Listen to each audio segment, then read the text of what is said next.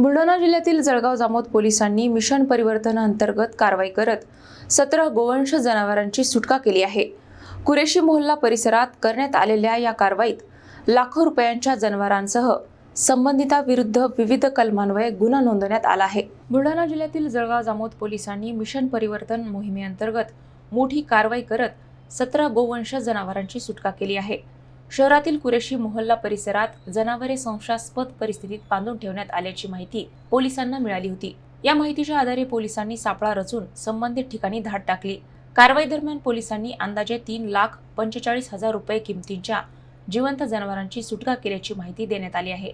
या प्रकरणात संबंधित जनावरे शेख शेरा शेख युसुफ यांच्या ताब्यात असल्याचे प्राथमिक तपासात समोर आले। घटनेनंतर जळगाव जामोद पोलिसांनी संबंधितांविरुद्ध महाराष्ट्र प्राणी संरक्षण अधिनियम तसेच प्राण्यांवरील छळ प्रतिबंधक कायद्याअंतर्गत गुन्हा दाखल केला आहे। या प्रकरणाचा पुढील तपास पोलीस करत असून जनावरांची वाहतूक आणि संबंधित बाबींची अधिक चौकशी सुरू असल्याचे सांगण्यात आले। ही कारवाई पोलीस अधीक्षक निलेश तांबे यांच्या आदेशानुसार करण्यात आली। अप्पर पोलीस अधीक्षक अमोल गायकवाड आणि उपविभागीय पोलीस अधिकारी आनंद महाजन यांच्या मार्गदर्शनाखाली जळगाव जामोद पोलीस ठाण्याचे ठाणेदार नितीन पाटील आणि त्यांच्या पथकाने ही कारवाई केली आहे।